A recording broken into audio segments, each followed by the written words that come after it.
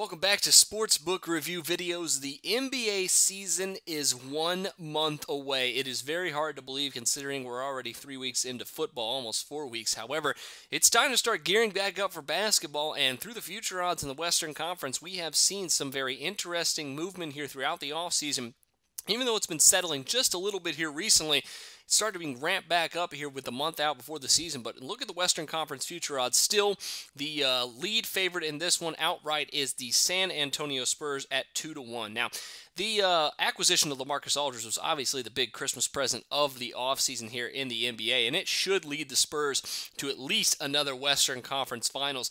The Spurs, if they stay healthy with all of their veterans, could be an extremely dangerous team to anybody in the NBA, let alone just the Western Conference. And despite how stacked it is, I think the Spurs are definitely the lead favorite here ahead of the Golden State Warriors. Now, speaking of the defending champs, they come in at plus 250, just behind the San Antonio Spurs at Ladbrokes right now.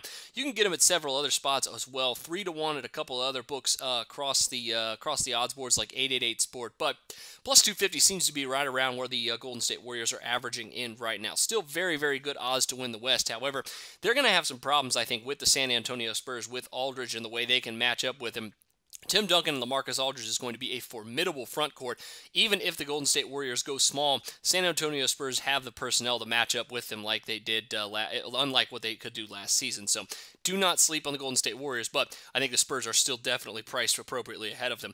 Now, next in is the Oklahoma City Thunder at 4-1. Really, all depends on Russell Westbrook and Kevin Durant's health in this one. Obviously, Durant coming back from that foot fracture that cost him basically the entire last season, but if he can stay healthy along with that newfound depth, the Oklahoma City Thunder could definitely make a run, especially considering this is the final year of Kevin Durant's contract, and they may need to make a deep run in the playoffs in order to convince him to stay in Oklahoma City. Now, next up, team I've been pretty high on this all offseason, and that is the Clippers at 5-1. Now, Los Angeles spent the entire offseason not only getting back DeAndre Jordan, which was the main, obviously the main media frenzy with his decision to go away from the Mavericks and go back to the Clippers, but they added a lot of other talent as well. Added veterans in Paul Pierce and Josh Smith, added solid backups in Wesley Johnson and Cole Aldridge. Of course, they got Lance Stevenson over in a trade. This team is going to be deadly, and at 5-1, they could be the best value of any other team right now in the Western Conference to win it, even at their championship odds as well at 9-1. Do not sleep on the Clippers. These are not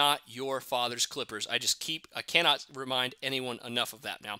Finally, the Houston Rockets is a steep drop off down to 12-1. However, they're probably a little bit undervalued considering bringing in Ty Lawson, I think, is going to add a ton to this team. Whether or not he starts or not is a big question, but the Houston Rockets at 12-1 presents some pretty good value as well, because if Dwight Howard can become the Dwight Howard of old that led the Orlando Magic all those years ago to an NBA Finals, I think that he could also, along with James Harden and Ty Lawson, and the rest of this solid team get back to the Western Conference Finals once again this year. Whether or not they could beat out the San Antonios, the Golden States, or whatever, it remains to be seen. But 12-1, they are slightly undervalued here from Ladbrokes. But that'll do it for me this time. Make sure you check out our Eastern Conference Future Odds preview as well, and be on the lookout for some more NBA Future Odds coverage here over the next couple weeks as we gear up for training camp and the preseason. But until then, for Sportsbook Review, I'm Jordan Sharp.